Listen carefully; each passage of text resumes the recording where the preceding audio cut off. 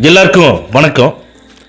இந்த பதிவில் எதை பற்றி பார்க்க போகிறோம்னா, விஜய் அவர்கள் மீது கடுமையான விமர்சனங்கள் பண்ணக்கூடிய திமுக இருந்து காசு வாங்கிட்டு விஜய் அவர்கள் மீது கடுமையாக விமர்சனங்கள் பண்ணக்கூடிய, ஐயோ என்னோட பையனை காப்பாற்றுங்க, நீங்கள் தான் என்னை காப்பாற்றி ஆகணும் என் பையனை, நீங்கள் விஜய் என்ன பேச சொன்னாலும் சரி, என்ன திட்ட சொன்னாலும் சரி, பத்திரிகையாளர்களை கூப்பிட்டு விஜய் அவர்களுக்கு எதிராக பேச சொன்னாலும் சரி, விஜய் பிஜேபியோட கைக்கூலின்னு பேச சொன்னாலும் சரி, நான் எது வேணாலும் பேசுகிறேன், ஆனால் தயவு செஞ்சு என் பையனை மட்டும் இந்த கஞ்சா கேஸில் இருந்து வெளியில் விடுதலை வாங்கி கொடுத்துருங்க அப்படின்னு சொல்லிக்கிட்டு விஜய் அவர்கள் மீது கடுமையான விமர்சனங்கள் வைக்கக்கூடிய, பணத்துக்காகவும் பதவிக்காகவும் தன்னுடைய தன்மானத்தை கூட இழந்து விஜய் அவர்கள் மீது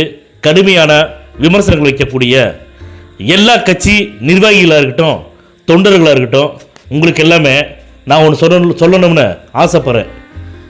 இருக்கக்கூடிய அரசியல் கட்சிகளிலேயே அதிகமான இளைஞர்களை கொண்ட கட்சி எதுன்னு பார்த்தீங்கன்னா தளபதி விஜய் அவர்களுடைய தாவேக கட்சி தான். இந்த கட்சியில் தான் பார்த்தீங்கன்னா 18 வயதுக்கு மேலே இருக்கிறவங்களும் சரி, 18 வயதுக்கு கீழே இருக்கிறவங்களும் சரி, எக்கச்சக்கமான பேர் விஜய் ரசிகர்களாகவும் விஜயோட தொண்டர்களாகவும் இருக்காங்க.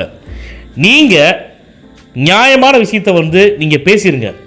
அப்படி நியாயமான விஷயத்தை நீங்கள் பேசலைன்னா, பேசாமல் விஜய் அவர்கள் மீது கடுமையான விமர்சனங்கள் நீங்கள் பண்ணினீங்கன்னா, இந்த இளைய தலைமுறைகள் இருக்காங்களே, விஜய் அவர்களுடைய ரசிகர்கள் தொண்டர்கள் இருக்காங்க இல்லையா, இவங்க உங்களை கழுவி ஊற்றுவாங்க.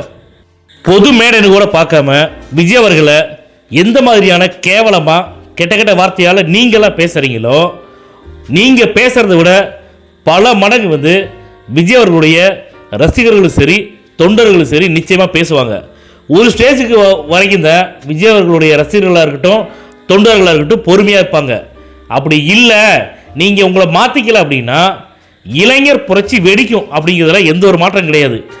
திமுகவுக்கு ஆதரவு கொடுத்து பேசக்கூடிய திமுகவோட நிர்வாகிகளாக இருக்கட்டும், தொண்டர்களாக இருக்கட்டும், இல்லைன்னா திமுகவோட அடிமைகளாக இருக்கட்டும், திமுகவோட கைக்கூலிகளாக இருக்கட்டும், உங்களுக்கு நான் என்ன சொல்கிறேன்னா, உங்களுக்கு உண்மையிலே தில்லுன்னு ஒன்று இருந்தால், நெஞ்சில் தைரியம்னு ஒன்று இருந்தால், 2026 சட்டமன்ற தேர்தலில் நியாயமான முறையில் நீங்கள் போட்டியிடுங்க.